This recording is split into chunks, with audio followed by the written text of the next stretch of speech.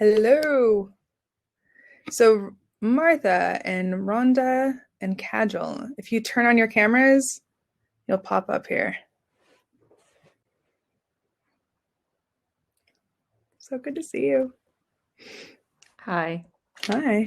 Sorry for preemptively turning my camera on. It was great. And Martha?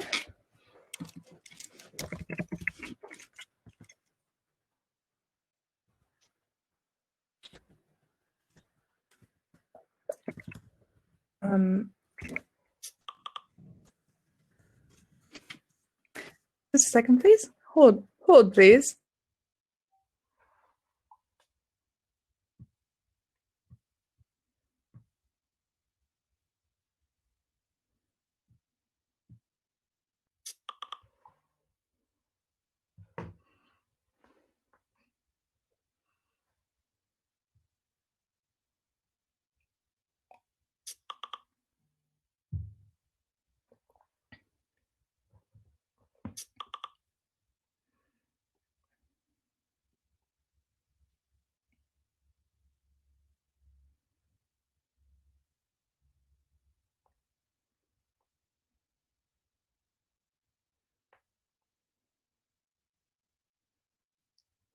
Hi.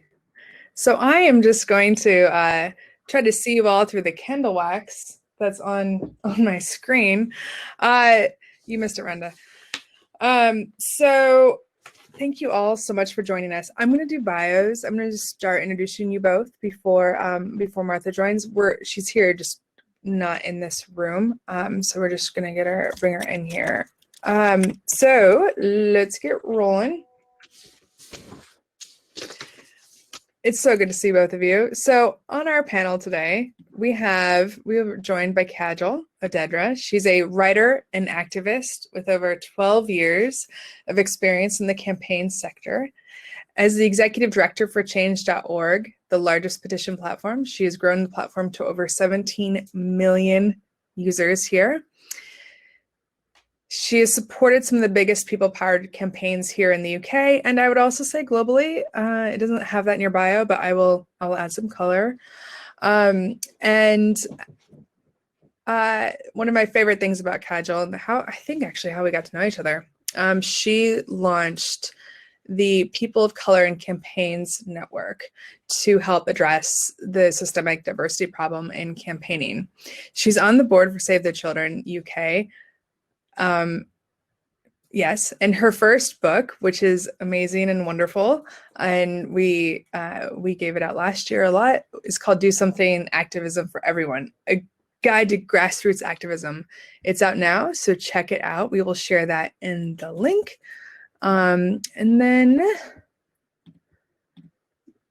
I'm just hoping, okay, and here I am. And then there we go. Oh, we almost had you, Ronda.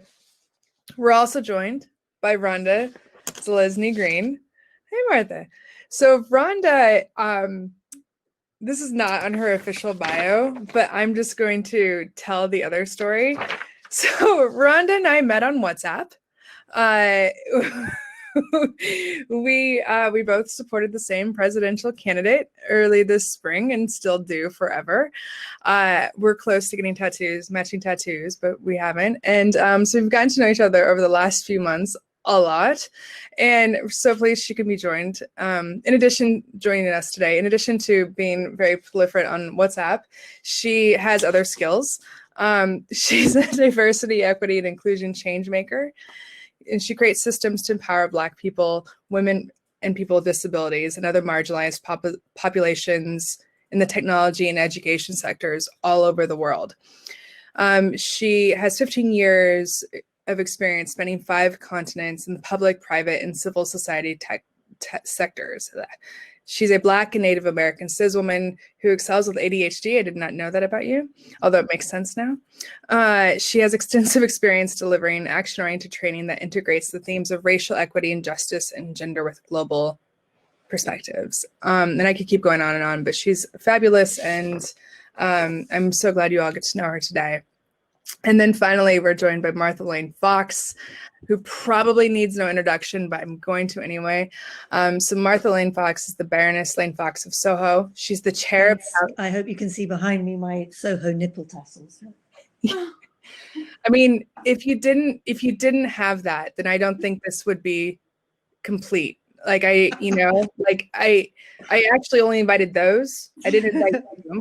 Not as much. To stage, yeah. They make more sense than me most of the time. So in addition to amazing nipple tassels, Martha's also the chair of the House of Lords COVID-19 committee. And that's one of the reasons we invited her today. She uses her skills as a tech entrepreneur to help the UK recover from the coronavirus pandemic and emerge stronger and better. And that's what she's trying to do. In addition to chairing the COVID committee, she is the chair of WeTransfer's board of directors and sits on the boards of Twitter, Chanel, I mean, like, come on, and the Queen's Commonwealth Trust. She founded Everyone, which is a one-of-a-kind charity that fought for a fair internet and really set out the ground rules for a safer, more fair internet and what it should be, and we're grateful for that. Prior to that, she founded Europe's largest travel and leisure website, lastminute.com. Okay. It is so fantastic to be here. Thank you all for joining us. So I'm actually just going to get started. And I want to hear from Martha first. So Martha, I kind of want you to set the scene about the committee and the work that you're doing in the House of Lords and kind of help frame some of the things that you're thinking through and as, you know, in the situation and where technology, the role technology can play in that. Thank you. It's great to be here. I found you finally. You wouldn't think I could get lost virtually, but it turns out I'm constantly getting lost virtually, so I apologize, especially to my other two panelists. So the House of Lords is a funny old beast, as people may know, second chamber of British Parliament, and it forms a bunch of different functions. A lot of that is around legislation, suggesting amendments to legislation when members of the House of Commons don't have time to go through the rigorous line-by-line detail.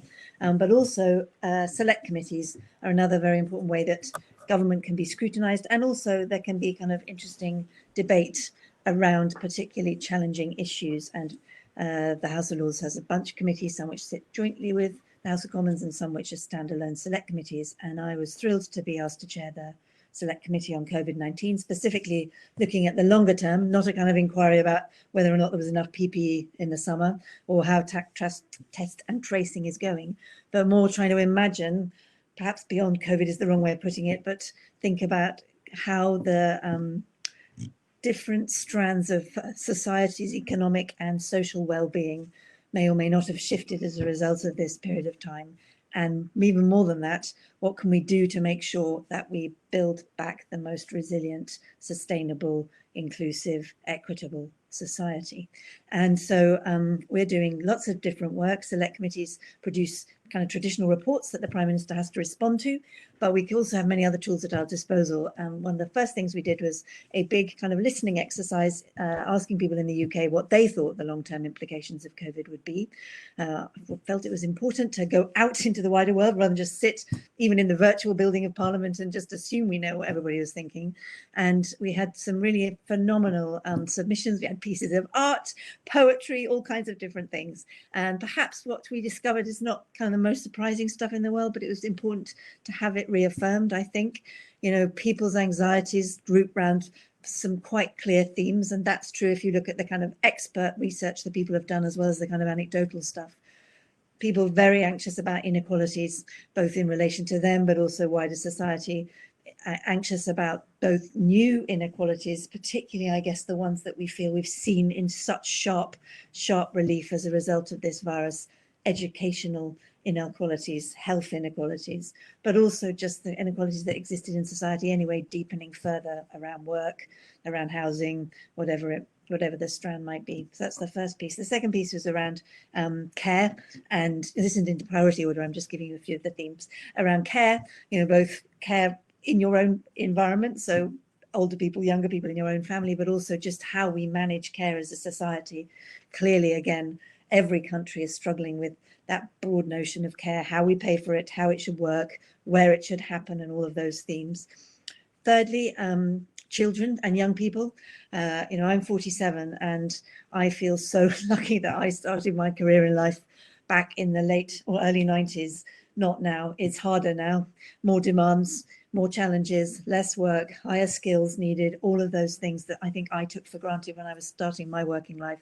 And if you layer on top of that what's just happened and the inevitably more insecure nature of work that we'll see coming through in the next few years, then that is a big concern for people, as well as obviously university life, education, all the things that are affecting young people disproportionately right now.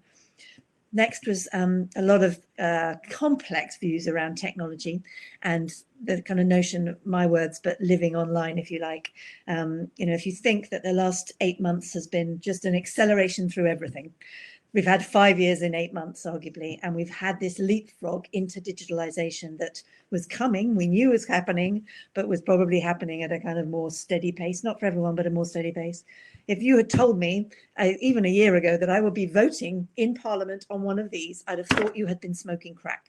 But that happened, and it happened within a month, right? That's just one example of how that rapid digitalization happened. And that's had some winners and it's had some losers. It's had some winners at an individual level, but at a societal level as well. And then finally, and I will shut up, I promise, there's a lot of themes around the broad issues of sustainability, whether it's, again, at a much more kind of personal level about greening your own life, so access to nature, whether or not you had a garden in this period of time or whether you didn't, through to the much more deep and difficult issues about how we build an economy that is going to be robust and face into the climate crisis. So, you could put technology at the heart of any one of those themes and see any one of those themes through that lens. We intend to do lots of deep work on each of those issues to try and come up with tangible, practical policy recommendations for government to think that bit further ahead. But, tech underlies all of those solutions. And if we don't, in my opinion, build our society and our economy for kind of 2030 rather than 1820, which we sometimes tend to do, then I don't think we're going to have the best shot at the future. Sorry, talk too much. Not at all. No, that was incredibly helpful. Thank you so much. And I'm grateful that the House of Lords, that you are taking this time to, essentially, what's happening is you're parallel tracking, right? We're trying to do what we can right now, but also not losing eyesight of what could happen in the future and what we can build. And I think that's really important. And that's kind of the theme of this panel is fundamentally, we know that what's happening right now is a bit of dumpster fire all over the world, just because of the nature that we're in, regardless of how different governments are responding to it. And so how can we do that? So Kajal, I want to ask you a question. So what are some of the greatest things that you've seen, some of the ideas that are coming from different campaigners being brought to life right now? Can you talk a little bit about that? Yeah, so I'll give you a little bit of context of what we saw in the last year. So for people who don't know, Change.org is a petition platform where anyone can use to start a petition and sign petitions. And I really thought that maybe we'd hit kind of digital activist saturation by the end of last year, but we hadn't seen anything. Like, it was amazing. I didn't know what was going to happen as we went into lockdown, but, there was definitely a part of me that thought people are just going to fall into a sense of inertia and they're going to be so worried about their own health and their own well-being, and how to figure out work for themselves and their family, that we won't see an impact on our site. Maybe we'll see a dip. But we did some research in the last few months, and we found that in the 25 countries we're in Change.org, we saw an 80% increase in digital engagement, 80%. So we're in the UK now, we have 19 million users. So that 17 million is out of date, just because in the last 6 months, our engagement just shot through the roof. And what we found was that most of that engagement was about COVID, naturally. And I think what happened was that, the traditional kind of forms of activism, of going out onto the street, which you would have seen when a big crisis happens, you do see people kind of, going out, meeting with their MPs, organizing meetings and demos. They couldn't do that anymore. And so they used their homes as sites for activism. So you saw people, like, you went down the street and you saw people using their windows to put up signs, and there were lots of, in the States, especially around kind of immigration and deportation, people would drive to immigration centers and protest by honking their horns. And so they were being really, really creative. I mean, from my experience as a campaigner, and actually just, I think this happens, this is just people. If you take away people's resources, they just become incredibly creative, and actually they shoot beyond what's possible. And so we saw increasing in kind of engagement, and some of the things that happened, I think, that I didn't think would happen was stuff that, like, so we saw a real value placed on key workers, first of all, in a society where, you know, a massive movement for an increase in the pay for nurses, NHS workers, and other key workers. We saw a huge movement around, because you can't really talk about COVID this year without talking about Black Lives Matter, and I think that the reason that movement really took off was because we were all in our homes. You know, we were paying attention. Everyone was paying attention for once, and they couldn't just go about their daily lives and shake that news off. It stayed with you. And so we saw, you know, movements around statues, colonial statues in the UK. I just, like, as a person of color, I didn't think that I'd see in the UK a mainstream debate around colonial statues happen in my lifetime. Just didn't. Maybe in the States, maybe in other countries, not in this country. And so now we're seeing a really incredible movement around the curriculum. And so things feel like they're possible now that they weren't. Other things, I think this is really unsexy, but back in the day, I campaigned for free hospital car parking. And it was just an impossible issue because hospitals all work independently. Often these car parking spaces are privately owned, and they make a lot of money from the money charged. And so I used to work for one of the biggest health charities, and it was just impossible to try and get any movement on this. And then within the first month of lockdown, we had a junior doctor start a petition saying that NHS workers at the very least should get free hospital car parking. And within a week, that happened. And that's happened as a temporary measure. I think that that's generally when you get these big changes, they need to happen as a temporary measure, and then they will more easily become permanent. So I don't worry about that kind of being reversed. But what is telling, I think, and I guess what I saw the public realize was that the things that, so Martha, you mentioned the voting online in Parliament, like these are the things that we were told weren't possible for such a long time. Organizations saying we can't have remote working policies. It's just not possible. It'll just be too hard. And then within a month or within a few weeks, most organizations just adapted because they had to. And that, you know, the remote working policy is something that parents have needed and wanted for a really long time. And so I think it's just made us realize that the impossible is possible, and kind of broken the ceiling a little bit on our expectations. Yeah, thank you so much.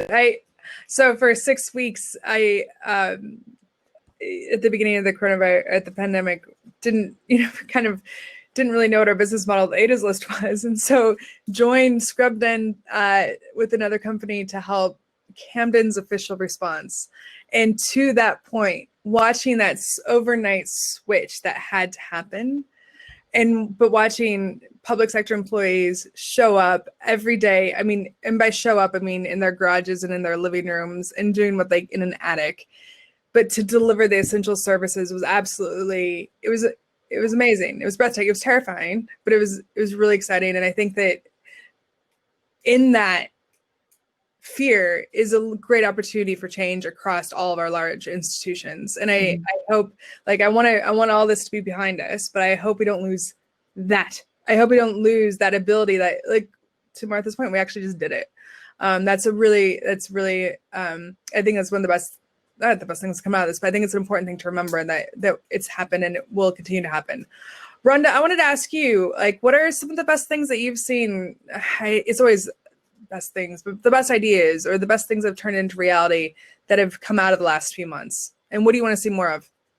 Sure. Well, I think Kajal, you hit on one of the points that I was going to raise, which is more flexible working opportunities. I think me being a mom in chief, in addition to the other roles that I hold, it was great to have this kind of flexibility suddenly available. And I'm a home worker, so I was used to that, but seeing how it helped other people. But on the other side, I know some people really struggled and they prefer being in the office. And so I think, making it a balance where people have the ability to choose, because I think at the end of the day, choice and expanding people's choice is what is most important, and what we've seen here. I think in terms of the exciting ideas and for things whose time has come, I'd like to highlight two things. First, I think we've seen a lot of innovation from what can be referred to as the global south, or so-called developing countries, where we have seen innovation coming out of sub-Saharan Africa, particularly Nigeria and Senegal, in terms of new rapid testing for COVID-19, because I think we now see that testing and rapidly getting results is what will help us to squash the virus. And yet seeing how in my adopted country, the United Kingdom, and also in the United States, we are slowly still struggling to do the bare minimum. And I would say even countries in Asia, including Vietnam, who have been able to keep the virus infections down. I think we have a lot to learn from these countries that traditionally, and certainly at the start of the pandemic, everyone was fretting about, saying, oh my God, they're going to be overwhelmed. It's going to be a nightmare. And really the nightmare was us. So that is an idea we need to check out more.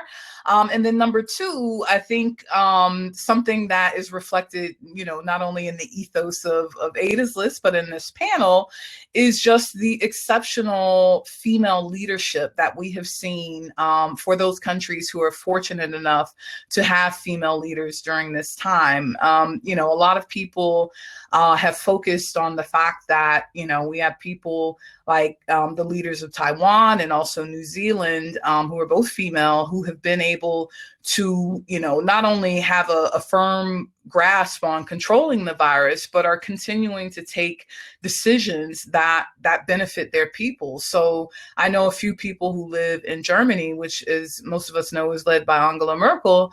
And they were like, yep, at the start of the pandemic, I got 5,000 euros into my account. And so there was no fretting over how you would economically survive, which is what we have been seeing both in the United States and then the United Kingdom. So for me, those two ideas were huge. And I would say on an even more personal level, I realized through the pandemic that the global economy works because we just mindlessly spend. So within the first month of lockdown, I suddenly felt richer than I ever have in my life, because I was not spending on transport. I was not spending on, meals that I did not need. Chez Ronda is one of the most delicious restaurants in the city of London. And so reconnecting with that and learning definitely need to come over, because Chez Martha is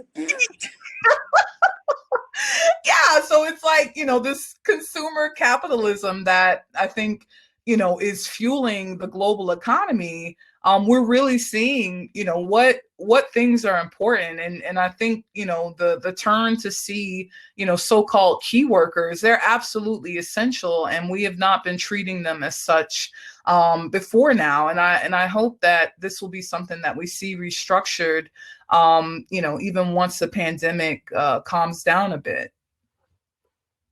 Can I add something to what Ronda just said? So that point you made, leadership, I think that COVID was like a magnifying glass, right? So you had the news, COVID was moving at a rapid rate. The government was having to make decisions at a rapid rate. Life and news felt like it was on steroids. And what happens when you have to do things really, really fast is that, the people not in the room are the people who will fall through the gaps. Yeah. So when these decisions were being made really fast at the beginning, it's slowed down since, but especially in the first month or so, it was the care homes, it was the issues that affect pregnant women. It was issues that affect young people. Those were the things, older people, they were the people falling through the gaps. And so they were the issues we saw really peak on our platform.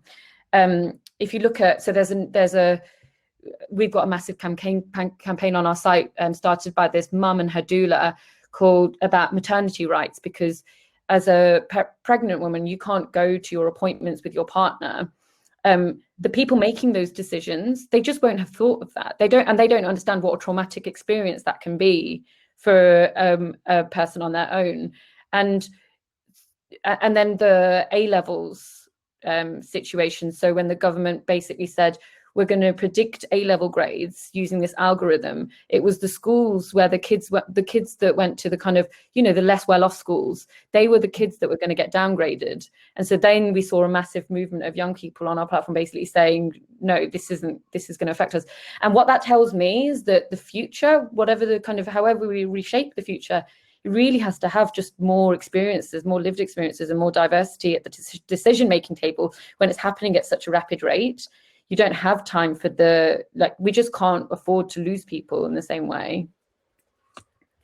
Is that something that should be legislated, or is that something that, how do we do that? I mean, I think we need just leaders to listen. I think I don't know about legislation. What I just think we need more normal people in politics. We need to.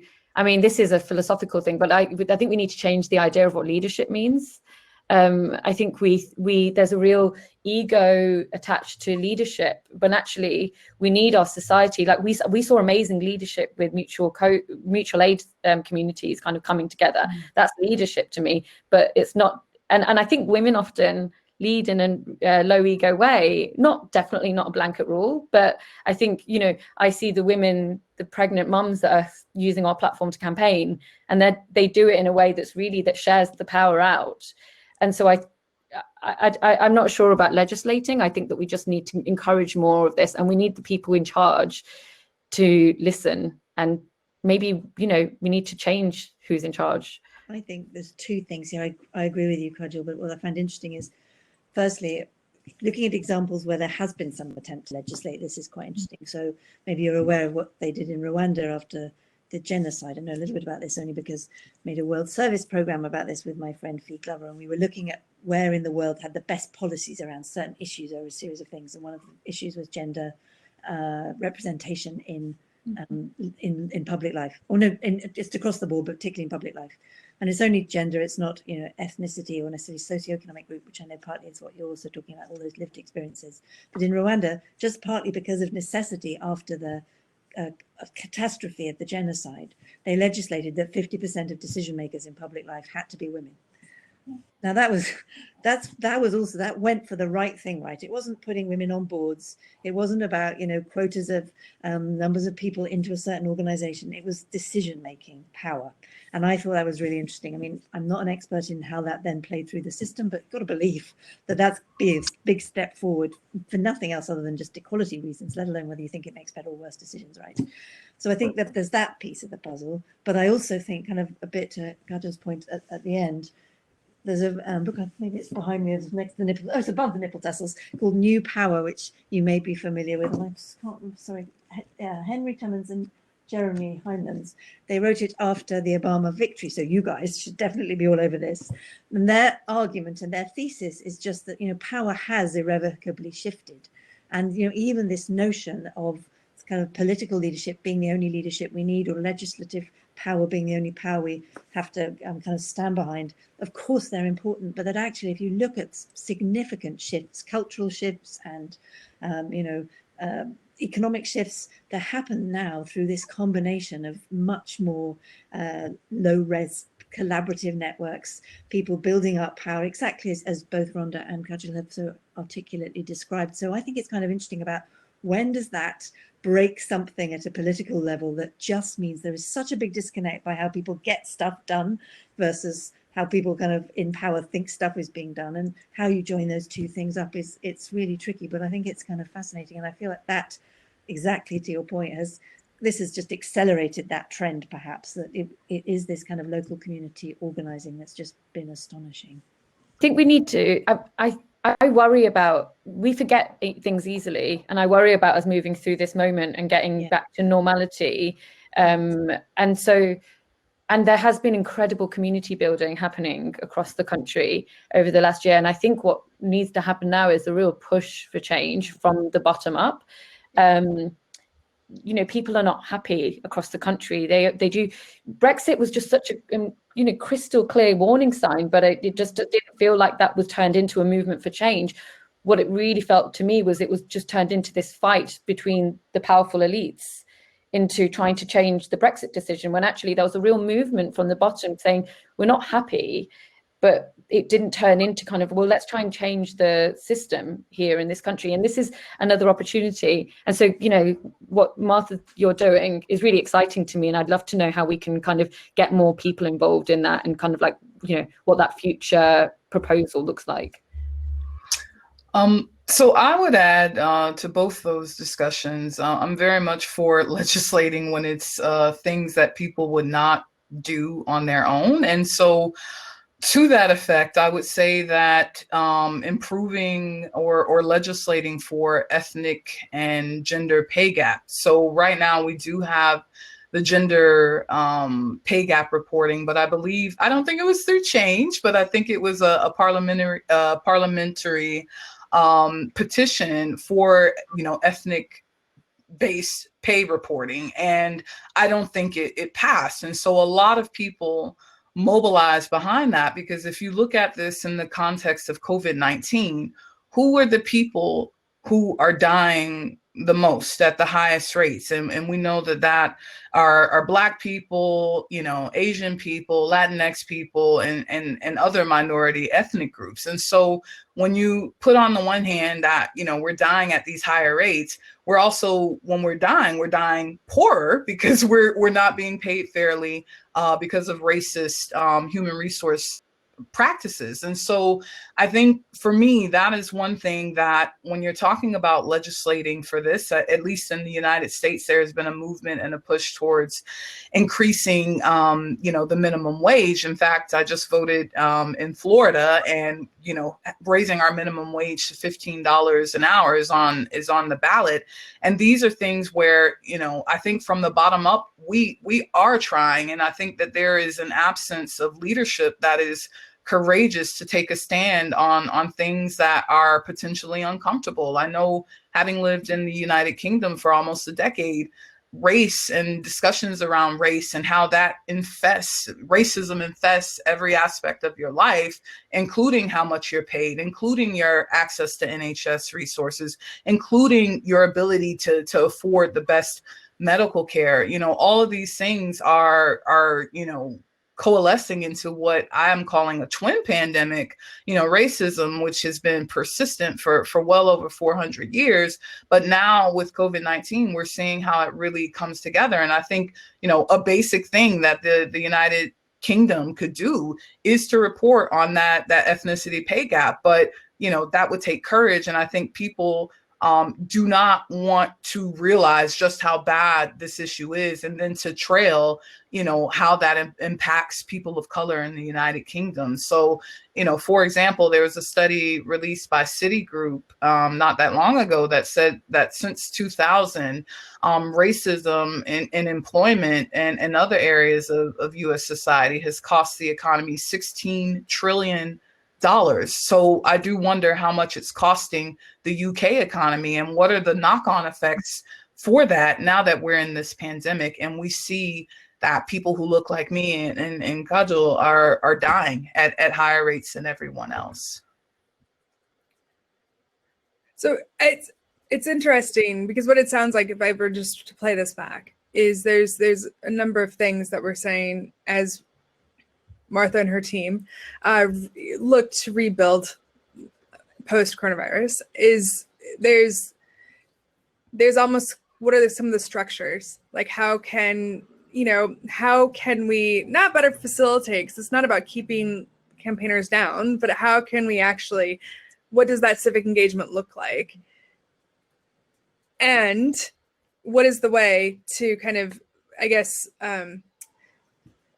restructure the systemic injustices that have been around for centuries. And so I think that, and I don't think those are the same.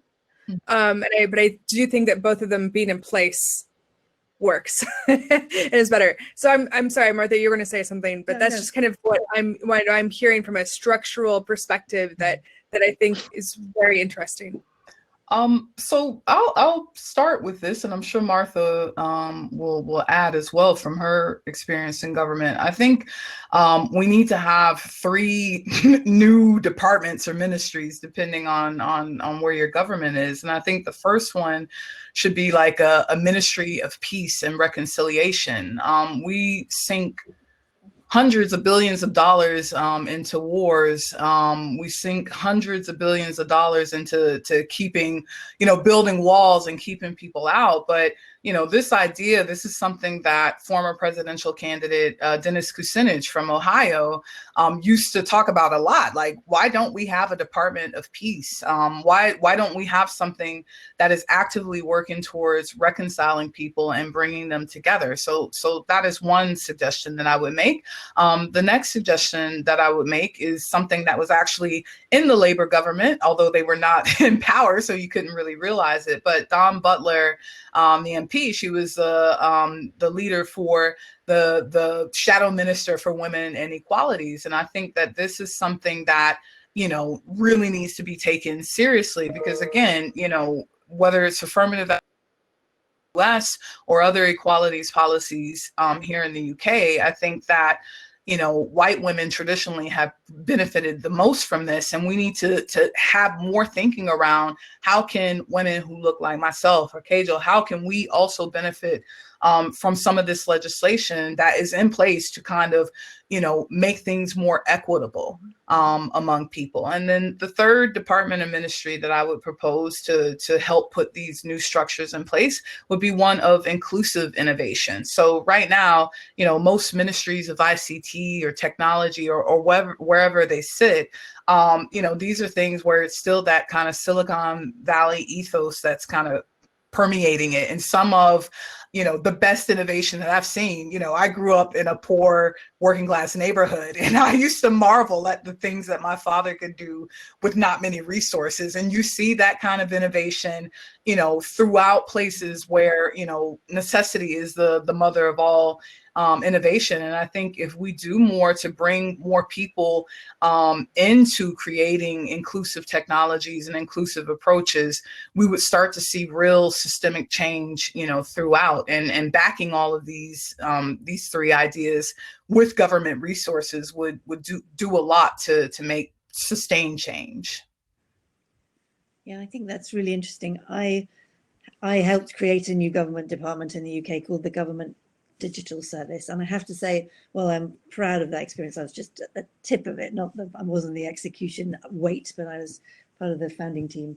I have my reservations about creating more government departments, because I feel as though actually government needs an enormous overhaul in how you prioritize, put resources and budgets together, and actually putting things. I don't disagree with a single thing. I think you eliminate some of the other ones. I think that might be right. But I also think, actually, what are the other levers here that make government super effective? And, more accountability, transparency, budgeting accountability, ability, as we've already talked about, for citizens to kind of interact and put into the process of government in a more meaningful way, much more devolved and local and community-based and driven solutions. So I would be actually not in massive favor of creating more departments, but actually I think we need to just completely rethink about what government does and how it does it. And I know that I come from a digital background and I have that kind of predilection, but I do really believe that we need to completely reimagine. Pretty much all Western world, actually, and Asian governments too, were founded on notions from the 1900s, not from the 2020s and beyond, right? And we now have to really reimagine what is government for now, how does it get structured, and what are the resources, and who populates it and makes those decisions, exactly to your point. So it may be that you end up with, exactly as you described, Ronda, we may end up with those 3 departments and no others. That would be my call. But I don't think it's about adding it. I think we need to be much very bolder. least that would be good. I think we need to be much bolder, and I think we have to use the kind of, the internet is not a thing in itself. To me, it's about how the internet has changed the culture that we live in and the ways we work, the ways we communicate, and the art of the possible.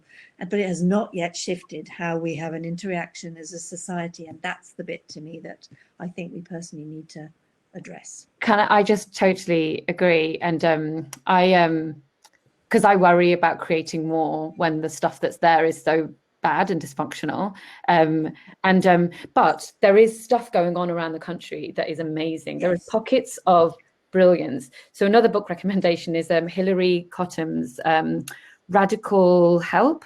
And anyway, it's incredible case studies across the country of places like Wirral and Kirklees where they are doing really, really brilliant stuff of engaging the local community and creating, they've got, they're measuring their communities on how happy they are. And they're using the leadership already there in local community leadership with a small L and actually empowering them and resourcing those people. And one of the things that I really feel deeply is that people are incredibly lonely and we're incredibly isolated from each other. And I think the internet is amazing. Like, sometimes social media gets such a bad rap, but actually in lockdown, it's actually helped me feel less lonely in my flat on my own, like it's actually, I think if I didn't go onto Facebook and see what other people were saying, I'd feel even more isolated. But what we need is to know what else is going on down our street and know that we can turn up to things and that, if there is, an amazing mum in my local area who's been organising to raise money or, campaign about the NHS and how can I join that group? That stuff's already happening. And I think what we need, I guess, just to echo Martha, is we've got a really paternalistic idea of how to get stuff done, from organisations to government to just like across Western society and maybe, beyond.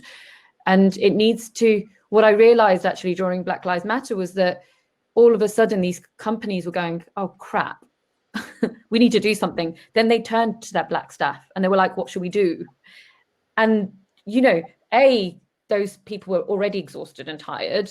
And it was like, come on, not now. Like, let these people just like rest for a second.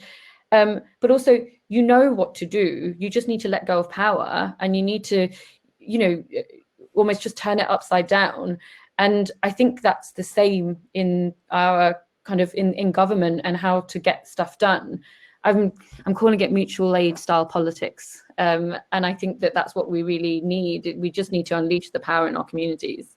There's a really good book. Sorry, Katja, you finished? No, go on. I've finished. I was just going to add another book to the reading list.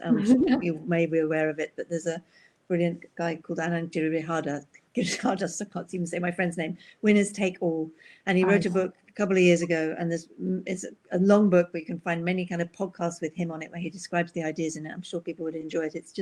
It's about this notion of how we fix our supposed problems in society, and this idea of kind of aid.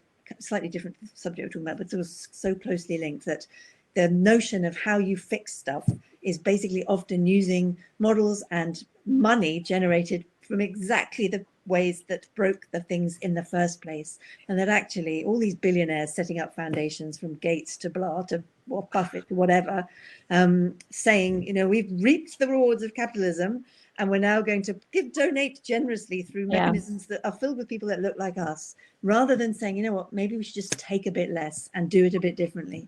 And he flushes out some ideas about what that might look like, but it's, it's all linked to what we're saying. And I really agree with you that it is about shifting the models of who's included in those conversations and not just thinking about how to reframe what we've already known, but rethinking completely about who gets what and how. Because, point, here we go. There's the book. Someone's put it in the chat. I mean, also because not only are you giving money to the people that look like you, but you're also still in charge of writing the rules. Yes, exactly right. Still in charge of making that decision, the value judgment around who gets what, when, and where. And it kind of, once I've not read the book yet, but I've been introduced the thinking behind it. Once you see it, you can't unsee it. You can't unsee it. And it's really the thing that really got me, and it's slightly different, Ronda will have a better view from the US, I think maybe a marginally different here in the UK and Europe because it hasn't been quite so commercialized, but the bit that I was like, oh, wow, it's just the very pernicious chain of corporate kind of this career cycle that so many people fall into. And this isn't a gender point or an ethnicity point, just of kind of thinking, I go to a top class university, let's say Oxford or Cambridge in the UK, and then I have to go and join a big bank or a consulting company, and then I'm going to go and change the world. That's what I'm going to do, because that's how you do it. You learn about stuff, you then, through education, you then go and get this experience in a bank or a McKinsey or wherever, a law firm, and then I'm going to go and do the good stuff. And his point is, no, fuck that, because then you will only ever come at the world from this kind of mechanisms that you're going to have learnt about. And I did that. I went into a consulting company straight from my university, and there's no doubt that then you frame the questions in a completely different way. So I don't know, Ronda might have a different view on that in the US, but it was just the long tentacles of these corporations into the brightest and the smartest people, regardless of what their background might be, actually making a slightly different point of then just sucking them up into a framework and way of thinking.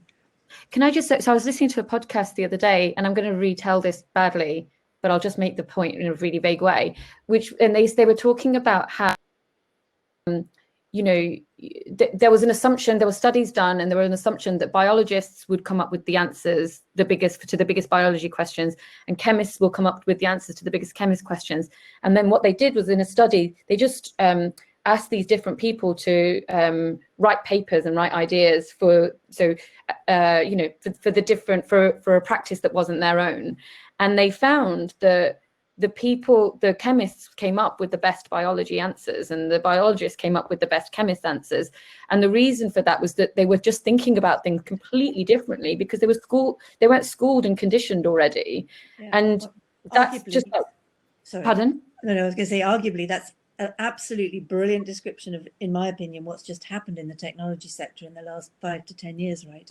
If you look at all of the car crashes that have happened because of bad data breaches or products that just did not have any kind of inclusive design, partly to Ronda's point earlier, or, you know, there was something at Twitter I'm ashamed of recently where black faces were being clipped in a different way to white faces. I don't know if that was a news item. I'm sure it was a news item, yeah. Ronda. And it, you know, why is that? It's because of this kind of one-dimensional bro engineering culture. It's not exclusively that, but that's a big part of it, because there's no kind of ethics training in tech or philosophical training, or, you know, I'm a classical historian or whatever it might be, just a wider context. You're really right. I think that's fundamental in having a successful society, is not becoming too siloed in how to think about the world. And just more minds at the table that just are totally educated and schooled and conditioned differently. So I mean, the road to hell is paved with good intentions. Like, those engineers didn't set out to build a racist piece of technology, but they don't know what they don't know. Yeah. So when I was one of the first employees at a federal agency in the States called the Consumer Financial Protection Bureau. Its only mission, well, there's several, but the primary mission was to help consumers that have been defrauded through, you know, sketchy mortgages and payday loans and so on and so forth. And so essentially our mission, and to regulate the banks, but our mission was to protect the most vulnerable all across the country who weren't educated enough to read a 27-page T's and C's, or, I mean, on and on. Like, the kinds of scams that we saw were horrendous. But anyway, when we built our team, because, and I love Elizabeth Warren, Ronda loves Elizabeth Warren. So Elizabeth was a Harvard law professor. And so what happened is a lot of people at the CFPB were Harvard lawyers, Harvard educated lawyers, and they were smart, don't get me wrong. But what that meant is that so many people had this. Now, Elizabeth's upbringing is like dramatically different than, you know, I would say probably a lot of the Harvard trained lawyers coming out of the last 10 years. And we had to really fight about, wait, we're building these products. We're writing rules and regulations that impact everybody. We had to fight tooth and nail to not just recruit at the fancy schools, to recruit at the schools that were, you know, that were state schools, which means they were paid for by public funding. And we had to fight for that. But it's true, because it's about having those voices at the table. We almost made some disastrous decisions. And had it not been for the people of color on our team speaking up, our voices would have been ignored, because it's fine. But like, there were just some bad decisions that were going to be made. And we finally were like, come on, you guys, this is not a good idea. So anyway, yeah, it is all about like, just opening up, stepping aside, opening up those seats and bringing people along with you that want to be brought on. They don't even know the seats exist in a lot of these situations. People don't even know. Ronda, were you going to say something? I'm sorry. No. I was just nodding along. So I was going to go over to questions. Is that all right? We have a bunch of questions in the chat. All right, fantastic. So the first one is, in the wake of George Floyd, my local MP organized a Zoom to discuss what the constituency and Parliament could contribute to Black Lives Matter with great attendance. Can you see this type of activism, I guess, way of doing the work happening post-coronavirus? So I think it's do you see MPs engaging in this way and politicians post-coronavirus? I mean, I've got one thought on that, which is like, we need to make them, right? Like, you need to say to your MP, you've got to change the way that you're doing things. Hopefully, like, I'm seeing like everything, I don't know when this is all going to end. Like, everything feels like it's online, which does in some ways make things a lot more accessible, which is great. You know, you can get into the room when it would have been harder to get into the room before, just because you had loads of other responsibilities and, you know, transport, and actually maybe that room wasn't accessible at all. So I hope so, but we need to push them to. And so I think like a big part of this has to come from like us. Yeah, I would second that. It's been really interesting how actually I think that, you know, taking politics out of it, not being a political judgment, I have been quite inspired by how quickly Parliament got up and running, and, you know, the ways of working, which was so far away from what they have been driven to because of necessity, you know, and it's, to my mind, it's been quite an impressive feat to get that institution to be able to do all these different things. So I completely agree with Kajal. Can I ask, Martha, because I was wondering when you said that you had started voting online, was it a bit maddening? Because had you gone into the institution going, we should be doing this online, and they were like, no, we can't do it, it's too difficult? It's, you know, I remember them saying, like, because we'd campaigned previously for voting to happen online, and the answer we got was like, it's a security risk, but I mean, it just didn't make sense. Yes. Well, and some people still think it is. And to be very clear, the Commons are not voting online. It was a big hoo-ha. It's only the Lords that are voting online. And the Speaker in the Commons said no, didn't want to. So there's still some way to go. And I don't know what happens if this ever winds out. Who knows? I don't know whether it retrenches to something different. But I think, to your point about the MPs, I do think something has shifted. And I think that actually it's better for everybody. You know, I think MPs, they don't go into becoming MPs to be awful. I mean, I just don't think that's a characterization, right? They do want to help and serve the people that they are there to serve. And so if that makes it easier, or if it helps with that process, then that's great. And I think that those examples will have done that. So I'm confident that some things will shift, but as it will be that, you know, it's both from them and also from us. So I think they are scared though. Like I get, when I talk to MPs about engaging with signers on Change.org, for example, there's always this sense of fear. And I've always just thought, I think you guys did this at .everyone, but there needs to be some kind of, I mean, Parliament needs to provide this. It needs to be resourced. Yes, we did do this. A training program. I know this is my unsexy stuff, Kajal, which I bang on about all the time. So I'm really sorry if you've heard it before, but I honestly do think if we could take the entire British establishment and dunk it in a better level of digital understanding, we would be light years ahead of where we are. And by establishment, I mean people running clinical commissioning groups, major schools. You know, the level of understanding is not high enough for us as citizens, people spending our public money, educating children, making health decisions, all these things. So, you know, that's never going to be the top priority of any particular government. But I think that's one of the single easiest things we could do to transform an understanding of what's of the possible. And also just like, you know, if you think about the fact that big tech it affects all of our lives and is infiltrated into every part of society now. But those politicians, many of them, you know, don't really understand what Facebook's business model is. I feel like it's a mindset. I feel like it's actually just a mindset about being curious. because No, having I worked agree with with you. Elizabeth, it's not age, it's not, she just was open for it. She was game. She just trusted it. And now she's the one that is writing the legislation around Facebook and Google. And it's not like she's a technologist. It is just about being And open and having that mindset. It's not, believe me, Yeah. we did not train her. It wasn't like, let's No. go down, and it's actually about how you think about it and how you approach it. And I think that mindset is, but that has to come, I think that has to come from, she is arguably an outline case study, because she's super smart. She's got all those resources. She comes from an academic background. That's her kind of go-to way of MO, I would imagine. You tell me. Whereas, she was outside the status quo, wasn't she? She just always kind of thought. Exactly. But I think I'm also talking about, you see it. You've seen it so clearly in the last 6 months, the patchy nature of a head teacher in a school, or, a nursery. It's just, and it's not anybody's fault. And that might not be because of lack of curiosity. It might be a whole bunch of things. Yeah. But it's not okay, right? And I don't think the UK or any country, especially us post-Brexit, or any country post what's just happened, will be able to be truly resilient in the future if we don't make sure we enable a much more rapid way of understanding this stuff. Yeah. all right, Kajal, we're going to create Sorry, can I answer that? I was patiently waiting for Ronda. things to finish. So Sorry. I actually cannot vote currently in the UK because I'm not a citizen. I'm in process, fingers crossed.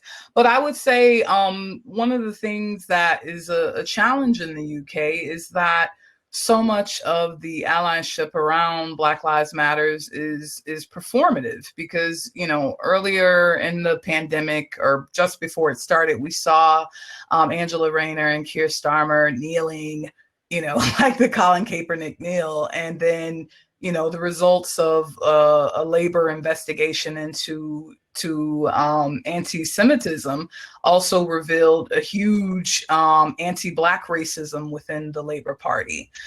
So we see, and it was a devastating read in The Guardian to see that Black voters are deserting the Labour Party for this anti-Black racism that goes unchecked. Everyone brings up Diane Abbott. We see what happened with Don Butler as well, recently being stopped in East London for driving while Black. And yet no one has really stood up for that. And then in the Tory side, you also have a prime minister who has referred to Black people as pickaninnies with watermelon smiles. So, and who has I don't think anyone Black in his government. So, when you say this, I think, what we will see after Brexit is that the UK will really have to hold up a mirror to itself to see what kind of society they actually want to be. And I think, for me, seeing, similar to you, Kajal, you mentioned at the beginning about in your lifetime, seeing this discussion around the statues, I couldn't believe it. Watching that man roll into the river, I was like, this is not the UK that I remember, but it was so good. And I felt like people were really, speaking up. Even John Boyega, I'd never heard him say a word about Black Lives Matter before, this recent time. So I think people, it has to come from us. And I think, right now in the UK, it's something like 10% of people are minority ethnic. So still not any kind of majority like what you see in the United States. But I think this is where allyship of white people needs to come in, and we need to see more white people stepping up to do what's necessary. And I think the challenge, and Elizabeth Warren, she is an outlier and I love her because I never saw any U.S. politician listen to Black women, take on board what Black women were saying. And we've been, in many ways, the backbone of democracy in the United States. So I would say we need more Elizabeth Warrens in the United Kingdom. Perhaps that's you, Martha, pushing for this change. And then we will see that kind of United Kingdom, more united than what it currently is.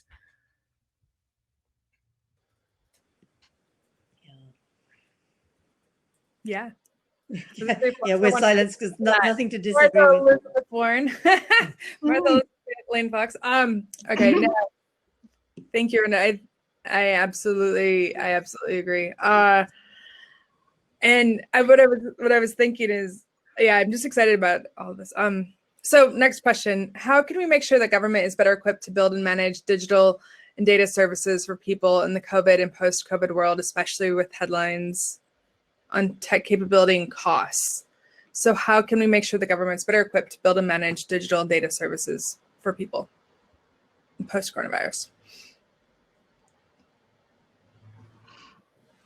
Well, for me, there's three big areas, and they all have to work kind of in parallel. I mean, I think in my experience of doing this stuff in government, and it goes back a bit to what we were saying about leadership. I wish it wasn't so, but in my opinion, unless you have a top-down ambition to do this absolutely as a central priority, it just will not happen. And it has to come from the Prime Minister.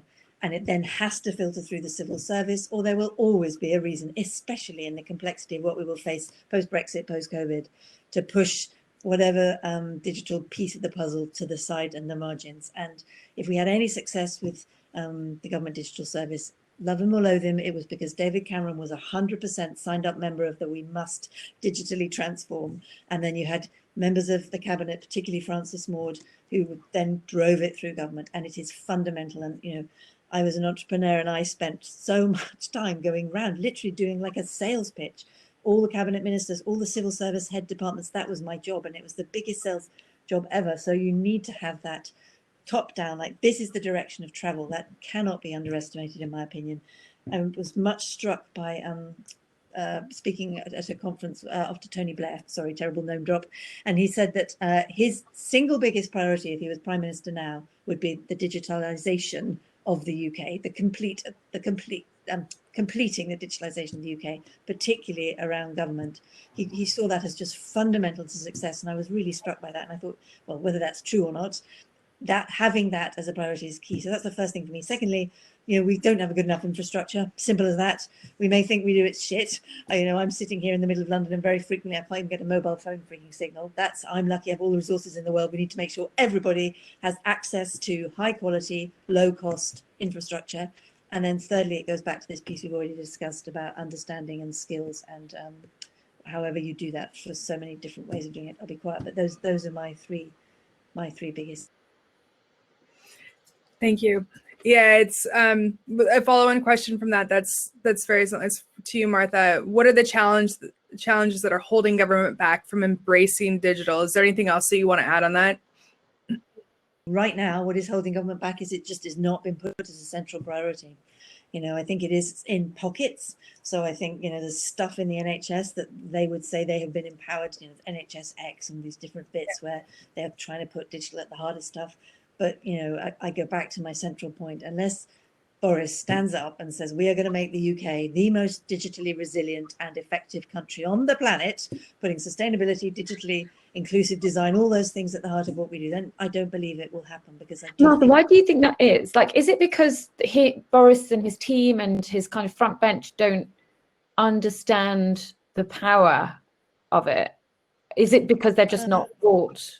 I think, I don't know. I'm not close to this government. I think that my observation and what I've kind of picked up is two things. I think they think we're pretty good at it. I mean, I think they don't think this is like a huge, enormous thing for the UK. I think they see it as whatever we could do is like a bit of upside as opposed to dramatic transformation. And I think that's because, frankly, they've heard all the you know, often right, but sometimes overly noisy lobbying about the success of Tech City or the UK startup scene, or, you know, we've got pretty good broadband to most of the country, as opposed to thinking about it from a completely different perspective, which is how do we empower every single person in this country, every single person in a completely different way? It's the digital part is secondary. Every single person with the tools of 2020. Because that's what I think the question should be. Yeah. And I just don't think they think about it like that. I think they think maybe they think of it as like digital for digital's sake rather than actually thinking of it as a way to solve problems. Yes, exactly. Yeah. Exactly right. Exactly. I think they think about it as kind of internet as opposed to, no, this is just how do we have a functioning society and government. So depressing, isn't it? A little bit, but those things can change very quickly. You know, they can also change with casts of characters changing. It's true. Yeah.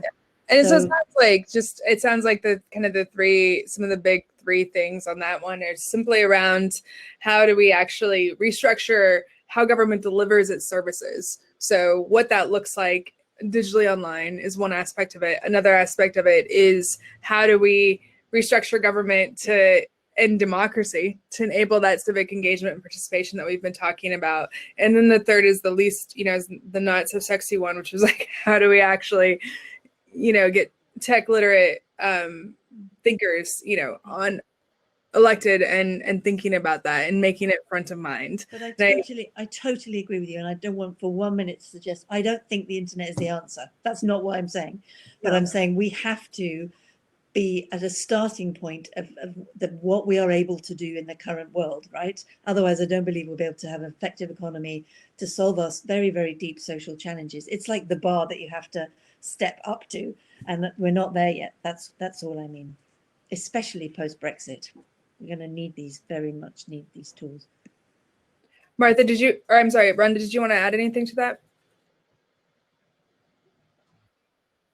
And forgive me if I'm not saying it correctly in the audience. Naima, said that, technology is a must, but also can tend to mask social ills. So I work in the education sector, and one of the things that I noticed is right when they were gearing up to sue the government because children throughout the country did not have access to the internet to continue learning online, all of a sudden, the government line became, okay, let's get into schools, everyone return. And I think, we saw a gap between, there was a young man who was attending Eton, and he was like, I'm returning to school and there's coronavirus testing for all of us. And I just wish my friends and family back in East London had the same thing. So I was struck by what Kajal and Martha said, because I think to answer that first question, why hasn't it happened? I don't think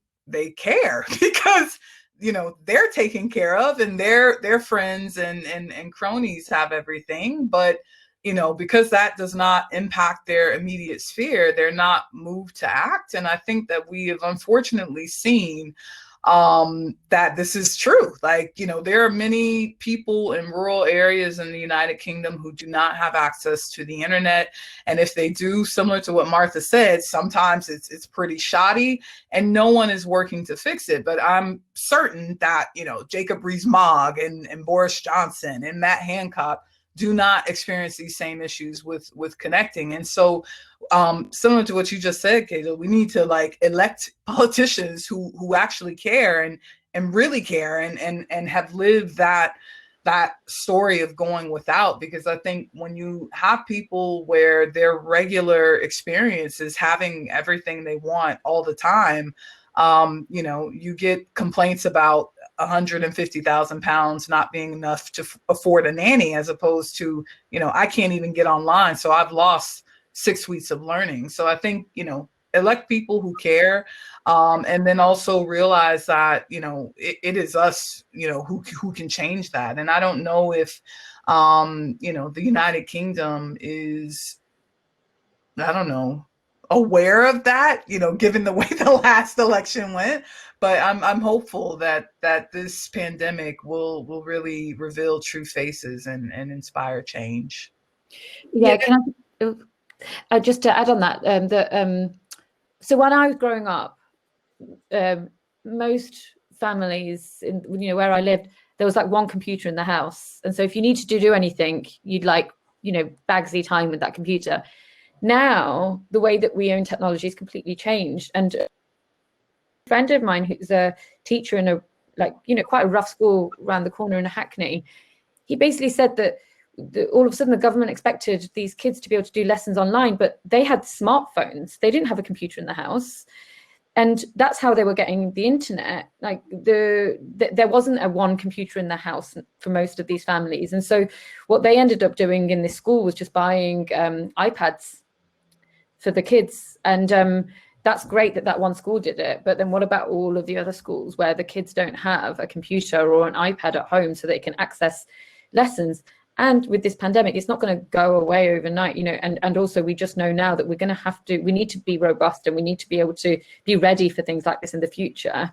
So even that kind of access to technology, I just never thought of it like that before. I just always thought of it as kind of, do you have an internet connection? But actually you need a device to be able to do lessons online. Yeah, what's happening is not just that, is that if you have multiple kids in the house, you'll have one laptop or one device, and so how do they use, or a phone? So sharing it. The other thing that's happening is it is pretty broken. So you can apply if there's another lockdown. Schools can apply for a certain number of laptops, a certain number, and that's based on need and on benefits-based needs. And so that doesn't mean that if you have multiple kids in your house, you get multiple devices, and then also that might take 6 weeks at least. So anyway, it is if we go into another lockdown, there is a serious device issue, a serious ability learning issue. Yeah, I've got a lot of ideas about that. I'll share them on Ada's list sometime, but I'm all for outdoor festival tent learning schools. Yeah, they're so good. I agree with you. Like literally just pop up some tents close the street. You're the local council, Hackney, close the street, pop up some tents, some big festival tents, and let your kids have at it. We could talk offline about that.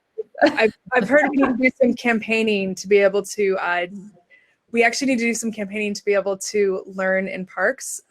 So I'm not joking. I've been told it's centrally legislated. Let's do it. Okay, so another question, and then we've got to wrap up shortly. So, but one or two more questions. We need to control the spread of coronavirus, but how do we stop governments using COVID as smoke and mirrors to get some truly abhorrent legislation passed?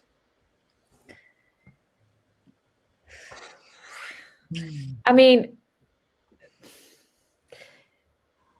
I don't know what to say to that.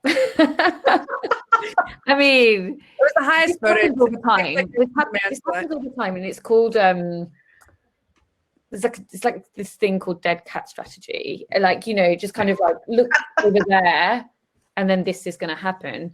I guess what I'd say to this person is there are great organizations campaigning about this. They just need support, and they need public support. Liberty does amazing stuff on that bill. So, and this is something that happens with the government, with all governments. And so if you care about that issue, I'd just find the organizations that are campaigning about it. Yeah, I mean, I would, there are many things about the House of Lords which are deeply broken, and we don't need to go into them now. That will be a whole other very spirited discussion, I'm sure. But one of the things that is actually quite effective is the much, much deeper level of scrutiny applied to legislation. And if you are going to find challenge about bad legislation, it happens in the Lords. Thousands and thousands of amendments to government legislation. We can argue about whether it's the best way of doing that, but it does happen. And actually, unbeknown to many people, 95% of the amendments normally get accepted back by the government. Now, it doesn't stop the general legislative direction of governments going forwards, but they can make some noise. And if you ever are minded to listen to a political programme at the time of a piece of legislation going through, the internal markets bill right now, as many people may have heard about, unconstitutional, going against what was agreed in Brussels. It was the Lords that were making a big old stink about it. So I'm not for 1 minute defending how things have been happening, but I do think trying to use our voices to support and champion and challenge some of the things that have happened through some of the ways that work, and perhaps the Lords is one of those. Can I just say on that, I really think that the Lords is maybe there needs to be changes, but I think it's such an important institution for the checks and balances on our government. And there's a really great BBC documentary about the House of Lords and how it operates that I recommend. It really sold me. I watched it maybe 8 years ago or something, and I was just like, this is really important. They're like, I think one of the Lords described it as like where the parents marking the kids' homework. Yeah. And I've always been kind of amazed by, the average age is 69 in the House of Lords, and the average day ends at like 10 p.m. or 11 p.m. at night. And I'm not making a kind of ridiculous point about old people not having energy after a certain time of day, and it definitely precludes certain people like me with very small children wanting to be there all the time. But the care and attention and the detail that people put into going through every single line, when I think about the GDPR data legislation, it was practically an all-nighter pulled by 3 or 4 Lords to just try and improve like some tiny little bits of it. They were never going to be able to change the whole direction of the legislation. So there are some mechanisms. There are some people worrying about that question, and not enough. And I wish the government was different then. But there are some people worrying about that. I'm sorry, I'm not speaking up loud enough. I don't know whether you mean macro level or particularly at this conference in the chat. I'll try shouting here and more in public. Maurice, can I ask you to repeat the question one more time, please? How do we stop governments using COVID as a smoke and mirrors to get some truly important legislation passed? Sure. So I just want to add one brief example. I think I don't know the exact name of the campaign, but led by Marcus Rashford, the football player, to see him, initiate a government U-turn on helping to feed poor children during the summer, I just cried because, hearing that this is even a debate about whether we feed poor children in one of the richest countries on earth was like, woo. And I think the way that Marcus did it just really shed a light to where it was like, yeah, like this is a really bad idea and we should, not do this. We should not let children go hungry, and we should not frame parents as being the ones responsible, for the inability to feed their children. And so I think if we have, people like that who have power, who have clout, who stand up, it's clear that you don't have to be in an elected position to make change. And I think, more like that is one way that we can do this. More people like Marcus. And I want to, I'm not actually super familiar with the spy cops bill mentioned in this, but Ronda and I, before we actually did this panel today, we've been talking about another example in the States. And so what you're seeing in the States is local action is happening. So I'm going to use one quick example and we can share it in the chat afterwards. But in Denver, Colorado, so after the summer of protests and the defunding the police conversation, and essentially it's a movement. And a lot of people have been saying, well, what does that mean? What does defunding the police mean? And they not understanding kind of that policing means different things for different people. And in the States, a lot of times police also provide mental health service, but they don't have that training in the background. And so what happens if somebody is near you or in your house is having a mental episode is you call the cops. And so what's happened in Denver is that actually they've created a van. There's a van of mental health experts that will answer those calls. And I think that what you're seeing is locally, a lot of city councils, and I think that can happen here too, are doing the right thing. Not to say, higher up governments aren't always. I can't say they're doing many of the right things in the States, but there are still local examples where the things that are most immediate to you, you can still have great influence over, because what happened is that it was local activists that made Denver fund this program. And now it's a model in the States for what defunding the police looks like. It's like, this is actually how you deliver public services, not by cops. And so I think that's one way to look at it as well. So there's smoke and mirrors happening at some of the central and federal levels, but locally, don't lose focus there, because that has so much impact. So I'm gonna it is 17. It's 5:20. I am going to ask each one of you we've talked some really heavy talks, some of my favorite conversations I think I've had, especially when it comes to restructuring government and rewriting all the rules. And so how do we, and it's one of the questions in the chat, how do we continue this? What can we do? How can we support you, Martha? How can we support you, Ronda? How can we support you, Kajal? What can we all do together? And what's next, essentially? How do we keep this going? But one little thing to say to this, because I guess this is often a question, right, at the end of an event. And when you said that thing about the fact that, keep your eyes on local elections are coming up next year in May. And the thing is, we were talking about this idea of leadership needing to change. Just ask yourself whether you would be interested in getting involved in your local government. Start there. We haven't got a general election for years yet, But this is a really, really great entry point into politics and into local politics. I'm a local government geek. I think that's where really amazing things can happen. And it's how you'll connect to your community. So if you're feeling isolated right now from people around you, get involved in your local community, and the local councils are coming up. Find out how to stand, like find out what's going on with your local party.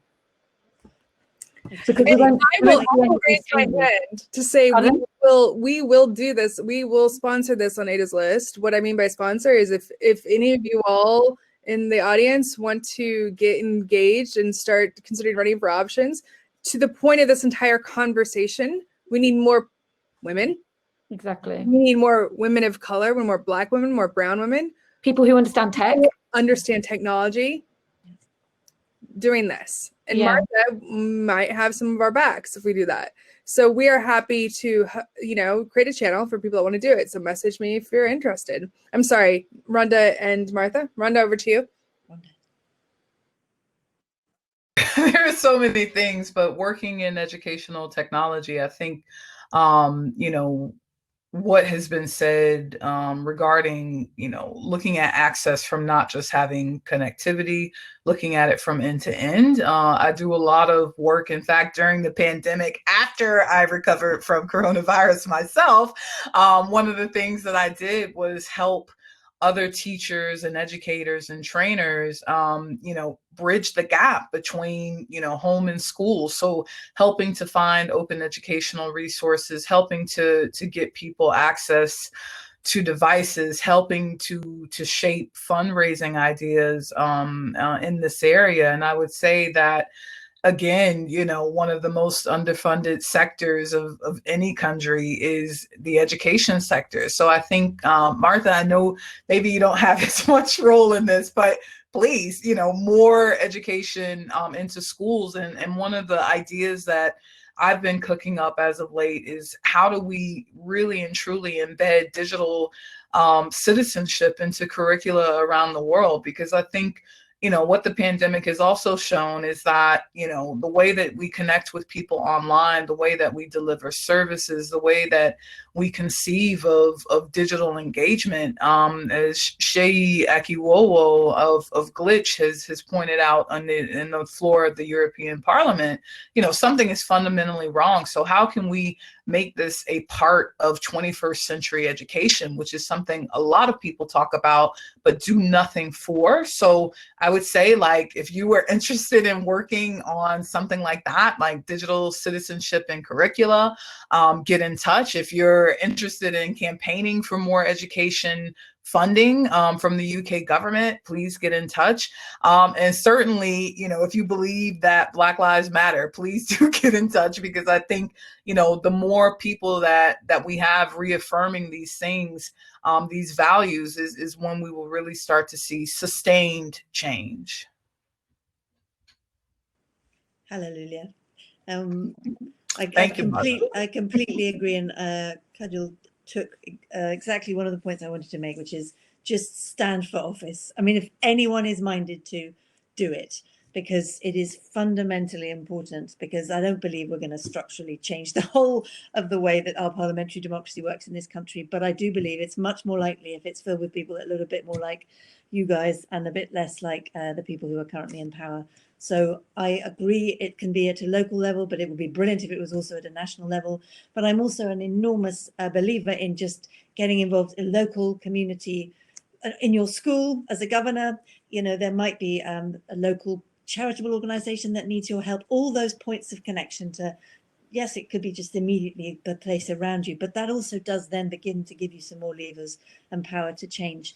And guess what? If you write to your MP because you're a trustee of your local food bank or whatever, then you will immediately have just that little bit more of a credible and authoritative voice. So just building up your own levers for power, I think, is incredibly important. And that can be, as I say, at a national level. Please do it. We could be supporting a friend to do it at a national level, or encouraging them to, or raising money for them, or it could be doing it yourself at any of the different levels of elected office that we have. So that's the first thing. The second thing I would say is, we live in an age of enormous information overload, but you can still organize and do a lot online, clearly. I'm not just giving a puff bit for Twitter, but stuff does happen. You know, I'm lucky enough to call a friend. I'm lucky enough to be able to call on my friend Caroline Criado Perez, who, as many of you will know, has done an amazing job using just quite literally the social media's power to change enormously the conversations that have happened around women and statues in public places and all the kinds of things that she's used her campaigning clout to create change around. So use that too. You know, everyone has access to these tools. You can find like-minded groups, you can badger your MPs, you can badger people that you don't think are doing a good job. And believe you me, they pay attention to those channels. So use your voice. If you don't want to stand for office, just use it wherever you can, because in this particular time, we are lucky to have those channels open to us. And I just really want to end by saying, you know, however it may feel, you may not feel that you have power. Everybody does. We all do, right? And I don't mean that in a kind of glib way. I know I am a privileged white woman who's had all this luck, and I get that. But I dispute the fact that we don't still have power at whatever level we may find it. And I think we just have to channel it and use it. So there's never been a more important time to do that. And never underestimate the power of writing to your MP, badgering your MP, badgering a local government, whatever it might be. It does have.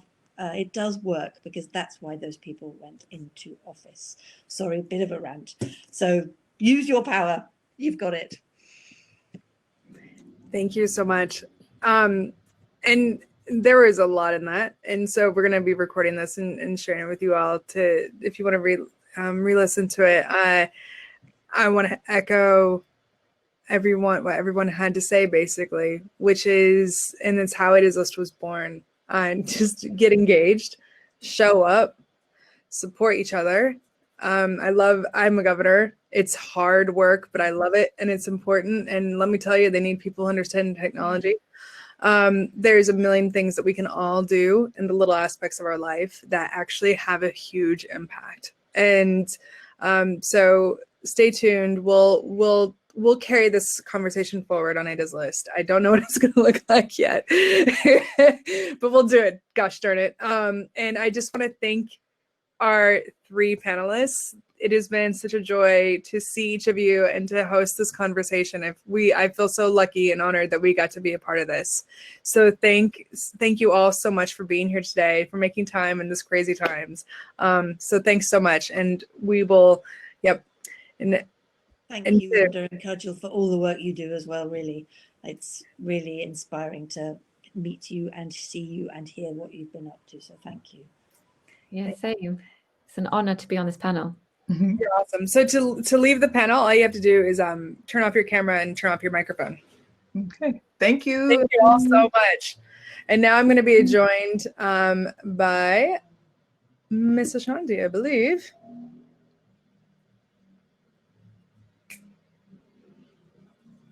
Okay, maybe not. Ashanti, are you around? Yeah. I am here. Check you out, though, telling everyone how to come off screen. That's brilliant. Hey, I heard you there. Anything to channel my inner Ashanti is just like makes me a better person. I thought, ooh, this is brilliant. So what a fantastic, by the way, host and panel. Got to say, I was really, really struck by, just the brilliance that was shared. So wonderful.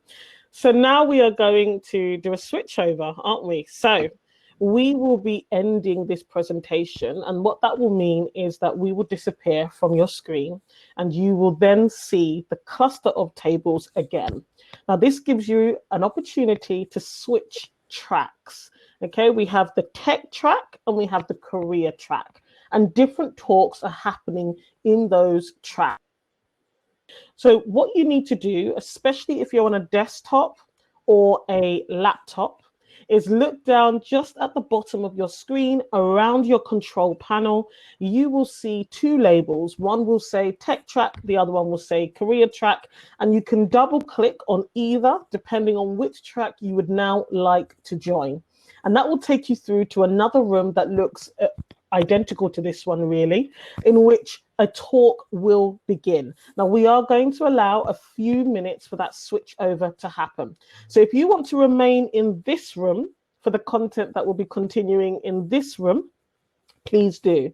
But if you'd like to switch to either the tech or the career track, you will need to double click on either track and locate, just go through really to that room to enjoy the content in there. Now, don't worry, if you want to switch rooms again after the next talk, you will be given switchover time. So we'll do that at every step of the way. I hope that's helpful. Okay. Super helpful. Thank you so much. All right, so we're gonna get off stage and you guys do exactly what she told you to do. Go find your little logos and we'll see you in the other rooms.